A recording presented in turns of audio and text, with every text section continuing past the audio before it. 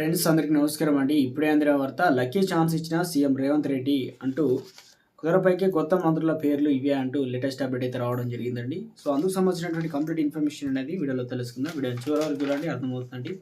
మొదటిసారి కనుక ఛానల్ వస్తే తప్పకుండా సబ్స్క్రైబ్ చేసుకొని bell button all notification activate చేసుకోండి. అదేవిధంగా లైక్ చేయడం మర్చిపోతున్నారండి, దయచేసి లైక్ చేయండి. ఇక లేట్ చేయకుండా వివరాలకి అయితే వెళ్ళిపోదామండి. మనం త్వరలోనే మరో ముగ్గురిని రాష్ట్ర క్యాబినెట్లోకి తీసుకునేందుకు ప్రభుత్వం కసరత్తు చేస్తుందని కాంగ్రెస్ వర్గాల్లో జోరుగా చర్చ జరుగుతుంది.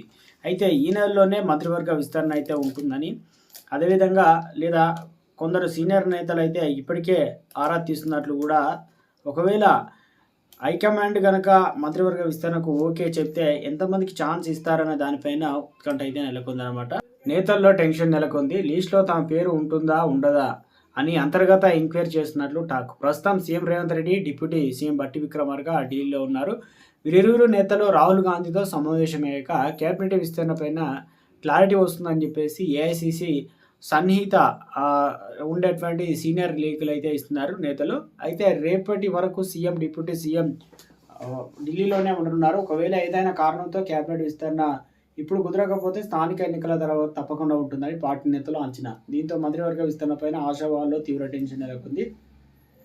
10 రోజుల్లోనే కేబినెట్ విస్తరణ, డిసెంబర్లో కుదరకపోతే లోకల్ బాడీ ఎన్నికల తర్వాత ముహూర్తం ఉంటుందని పార్టీ వర్గాల్లో చర్చ నడుస్తుంది.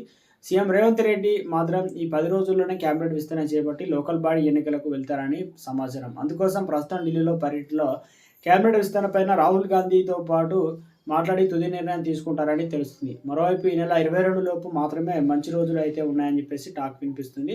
కేబినెట్ విస్తరణలో ఉంటే ఈ 10 రోజుల్లో ఉండాలి, ఆ తర్వాత సంక్రాంతి వరకు కీడి దినాలని భావిస్తుంటారు కాబట్టి ఆ టైంలో నిర్ణయాలు తీసుకోరు. ఉన్న 22 లోపు మాత్రమే నిర్ణయం తీసుకోవాల్సి అయితే ఉంటుంది. లేకపోతే లోకల్ వార్ తర్వాత అని కాంగ్రెస్ పార్టీకి చెందిన ఓ సీనియర్ లీడర్ అభిప్రాయపడ్డారు. సంక్రాంతి అనంతరం రాష్ట్ర వ్యాప్తంగా స్థానిక ఎన్నికలకు హడావుడి ప్రారంభం కానుందనమాట. ఆ టైంలో కేబినెట్ విస్తరణలో చేసేటువంటి కొత్త సమస్యలు వచ్చే అవకాశం ఉందని పార్టీ వర్గాల్లో అయితే సమాచారం. ఇప్పుడు పాక్షికంగా హైకమాండ్ గ్రీన్ సిగ్నల్ ఇస్తే 3 లేదా 4 మాత్రమే ఛాన్స్ దక్కనుందని సమాచారం.